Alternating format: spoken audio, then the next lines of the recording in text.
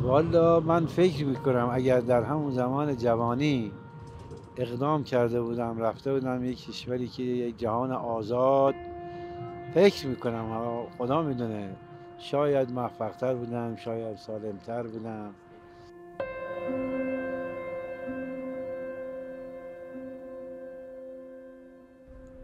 اگر 5 سال بعد 2 سال بعد مهاجرت کردی، برای چیه ایران دلت تنگ میشه؟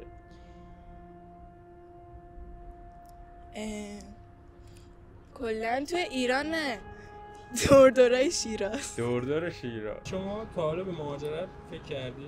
بله، مثل اکثر مردم. بعد اولین بار خاطرتون هست که به خاطر چی، اصلا دلیلش چی بوده که به مهاجرت فکر کنید؟ یکی از سخت‌ترین کارهای زندگی هر فرد. حالا یکیش خب تحصیل بوده، سخت بود قبول شدن دانشگاه اون موقع. بعد شغل بود، بعد گرونی دلار لحظه ایش و خطر هر لحظه ممکنه جنگ بشه، این ناراحتی ها، اینا همش همه چی اقتصادی، آره دیگه، تحصیلی، همه اینا سیاسی دلایلی بوده که هر لحظه آدم به فکر مهاجرت میرفت. درست. بعد به نظرتون الان توی سن سالی که هستید تا حالا اصلا کلا مهاجرت موقت نکردید برگردید؟ موقت چرا؟ موقت. بعد الان چجوریه دیدگاهتون؟ پشیمونید که اومدید باز ایران یا از انتخابتون که رفتید پشیمونید؟ اصلا کلا چی با توجه به تجربه کوتاهی هم که دارید؟ قطعا رفته بودم شاید بهتر بود، ولی خب یالا برگشتیم و هستیم در خود. برای چی؟ مثلا خانواده خیلی آره، یکی از یعنی وابستگی هم اونا هم شما باعث شد که بله. الان ولی نگاه میکنید به گذشته میگفتید کاش مثلا کاش که در رفته بودم. آره. سوالم از شما اینه که شما تا حالا به مهاجرت فکر کردید؟ بله، و در یه تجربه کوتاه مدت داشتم و مجدداً یه تجربه بلند مدت سالانه داشتم و الان هم تجربه همیشگیشو میخوام داشته باشم، یعنی قصدم دیگه دائمی شده. یعنی قبلا موقت رفتید؟ بله، از سفر کوتاه شروع شد، بعد سفر بلندتر که به سال کشید و بعد سفر طولانی تر که ترجیح میدم کامل برم. بعد سوالمون اینه کلا شما اولین باری که به مهاجرت فکر کردید برای چی بوده؟ یکی از سخت‌ترین کارهایی که میشه توی زندگی هر فرد انجام داد دیگه مهاجرت دیگه. شما برای چی مهاجرت کردید؟ مسلماً اکثر افرادی که میرن دنبال فرصت بهترن. برای من اختصاصاً اون فرصت علاقه به کار بین المللی بود، تو سطح بین المللیش، و از اونجا که تو حوزه دیجیتال فعالیت میکنم و به خاطر حالا بحث تحریم، سطح اینترنت، سطح تجهیزات و سطح حتی بودجه اقتصادی که برای چنین پروژه‌ای داده میشه، من ترجیح دادم برای اینکه بتونم حالا با کیفیت تر کار بکنم و تحصیل کنم این موضوع رو جدی بگیرم و در واقع تو سطح بین المللی خب این خیلی بیشتر میتونه برآورده بشه.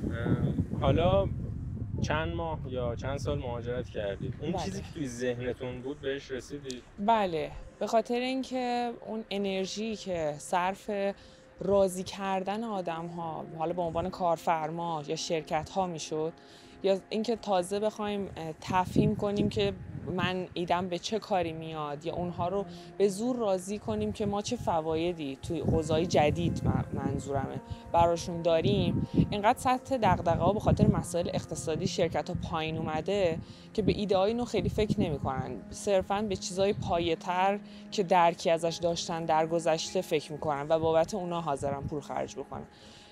تا الان ایده های موفق تو ایران هم داشتم 2-3 تا، ولی به خاطر اینکه این انرژی به جای اینکه صرف این موضوع بشه میتونه صرف اجرای پروژه ها بشه و من تو تایمی که مهاجرت کرده بودم تو اون 1-2 سال خیلی راحت ایده ها اجرا می شد. همیشه منابع مختلفی بود از نظر مالی یا تجهیزات یا محیط کار که در اختیارم بذارن و این خب باعث میشه شما اون دهه حالا 20 یا 30 سالی رو که دارید طی می‌کنید، به جای اینکه صرف خستگیتون بشه، صرف رشدتون بشه واقعا، و اون پختگی اونجا خیلی سریع‌تر به دست میاد برای من. یعنی انرژیتون رو صرف کارتون میکنید، نه برای شروع دقیقاً، کار. چون وقتی شرایط منطقی نگاش کنیم، شرایط وقتی سخت باشه، شما در ازای هر یه قدم ساده‌ای که میخواین بردارین برای پیشرفتتون، 2 قدم باید از عقب‌ترش انرژی بذارید که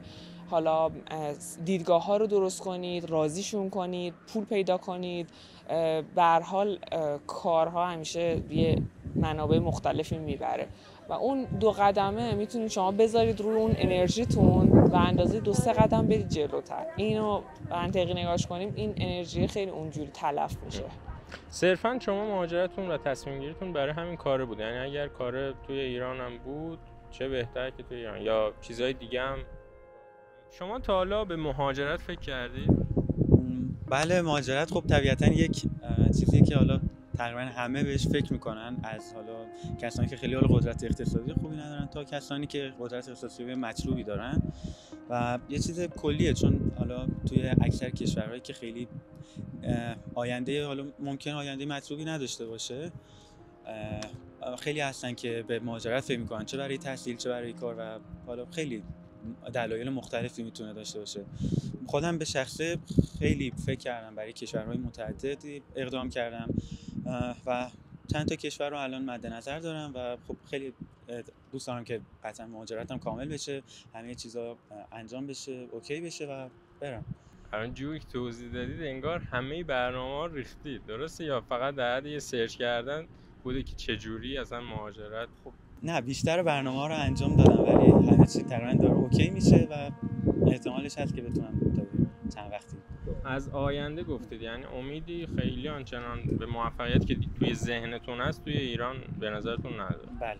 بعد میخواید بگید چی کار میخواید مثلا بکنید؟ چه رشته‌ای بخونید؟ خودم خیلی علاقه به حالا دامپزشکی و رشته‌های مرتبط به اون دارم و خب طبیعتاً دوست دارم توی کشوری باشه که تنوع گونه‌ای از حالا لحاظ چه حیوانی و بقیه حالا چه پیشرفته باشه و حتی امکانات خیلی مطلوبی هم اونجا وجود داشته باشه تا بتونه آدم خیلی بهتر پیشرفت کنه.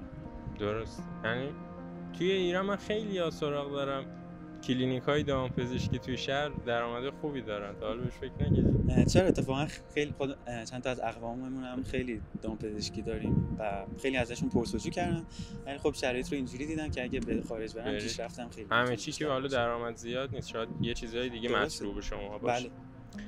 پس برای تحصیل و بعد کار بهش فکر کردید و رفتید و جرقش از اینجا بهتون خورد. چه کشورهایی؟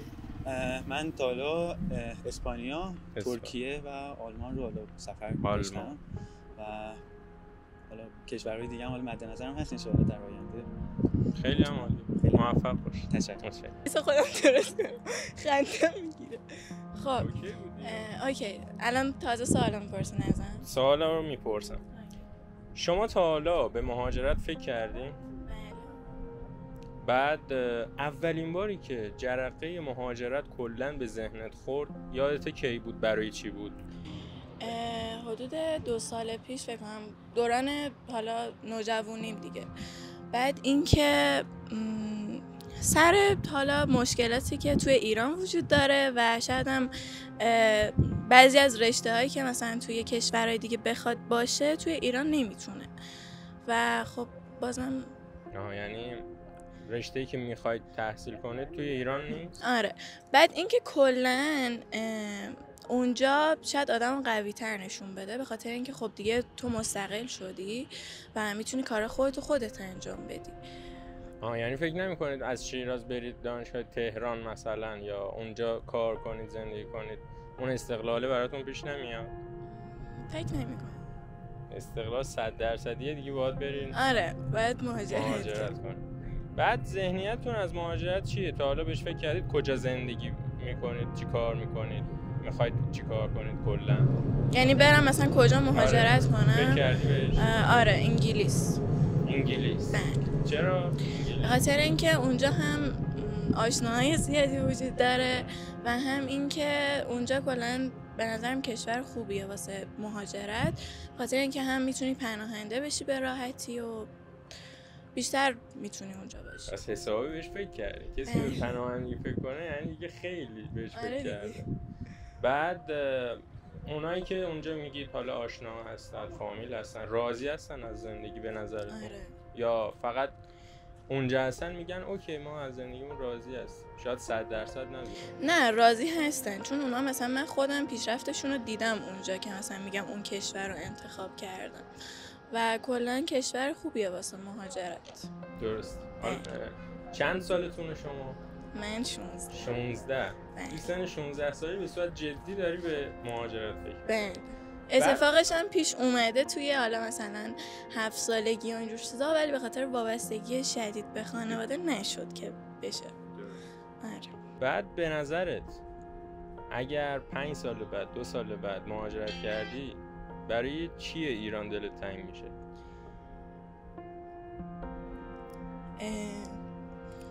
کلا توی ایران نه، دوردورای شیراز. دوردور شیراز. خوشگذرونی توی شیراز. آره یا بابا بستنی. بابا بستنی. یه شعبه هم باید بزنیم اونجا توی لندن. بله. خیلی عالی. ممنون از شما. امیدوارم هر جایی که زندگی میکنی حال دلتون خوب باشه و موفق باشی. همچنین شما. متشکرم. مهاجرت که خیر، ولی مسافرتی خارج از کشور داشتیم نه به نیت مهاجرت، فقط گشتن و سیاحت. بله. بعد به نظرتون پشیمون تا حالا بهش فکر کردید که پشیمون باشید از اینکه عمده زندگیتون رو توی ایران گذروندید، یا بهتر بوده توی همون 20 سالگی 30 سالگی که الان درصد زیادی مهاجرت میکنن شما مهاجرت کنید؟ والا من فکر میکنم اگر در همون زمان جوانی اقدام کرده بودم رفته بودم یک کشوری که یک جهان آزاد، فکر میکنم خدا میدونه شاید موفق‌تر بودم، شاید سالم‌تر بودم. البته خب بعضی هم هستن که رفتن ولی موفق نبودن. در جاهایی که شرایط مناسب برای رشد، سختگیری ها مثل اینجا نیست، محدودیت ها، قطعا شاید بهتر بود. این که گفتید خیلی ها مثلا رفتن حتی موفق هم نشدن، به نظرم درسته. خیلی ها میرن فکر میکنن اون کشور موفقیتشون میکنه، در حالی که اونجا یه بستری هست که خودشون حالا هر هنری دارن، تخصصی دارن، بهتر بتونن حالا موفق بشن سریعتر. درسته؟ کاملا درسته. آدم باید یا تحصیلات خوبی داشته باشه یا استعداد داشته باشه که بتونه اونجا ادامه تحصیل بده، یا یه سرمایه درست حسابی داشته باشه که بتونه یه بیزینسی راه بندازه. بازه میکنی؟ ولی صرفی که بخواد بره اونجا مثلا کار بدنی یعنی فقط بکنه، من پیشنهاد نمیکنم برای هیچ کس، حتی همین جوانان. بازه میکنی؟ ولی اونجا سرزمین فرصت هاست. آدم میتونه از استعداداش، اگه آدم باهوشی باشه، اگه آدم پرتلاشی باشه، میتونه موفق تر از اینجا باشه. مقصد برای جوانان حتما اگر تجربه بکنن، آزمایش بکنن و انتخاب بکنن، من فکر میکنم خوب باشه. درست. حالا با توجه به اینکه اغلب مخاطبای ما از خارج از ایران میبینن ویدیو رو، به فرض شما اگر مهاجرت کرده بودی، به نظرتون برای چیه ایران دلتون تنگ میشه؟ ایران، والا ایران خود کشور میهن ماست، برای خانواده، برای دوستانمون، عرض شود که برای به هر حال محبت هایی که هست. ما یک کشور خوبی داریم، یه سرزمین خوبی داریم، ملت مهربون و دوست داشتنی هستن. لازم میکنیم اونجوری که شایع هست در کشورهای دیگه اندازه ما ایرانیان نودوست و مهربان نیستن دیگه. حالا متاسفانه در دنیا طوری شده که در همه جا موفقیت مالی حرف اول میزنه. درست. فهمی؟ ولی جلوتر قبلا در همه ایران خودمون خیلی ها دوستی ها رو بر سودهای مالی و مادی ترجیح میدن. ارزش همینجا هم انسانیت. کم شده. آره ارزش انسانیت و دوستی و رفاقت در همینجا هم ضعیف شد. درست. خیلی ممنون. امیدوارم همیشه سوالی سلامت داشته باشید. من در خدمت. متشکرم.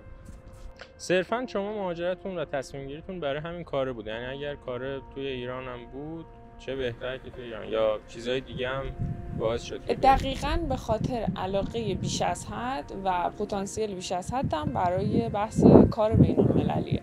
خاطر اینکه کلاً توی پروژه‌های صرفاً ملی نمیتونم ایده خوبی داشته باشم، به خاطر اینکه ایده ها مناسب شرایط بین المللیه.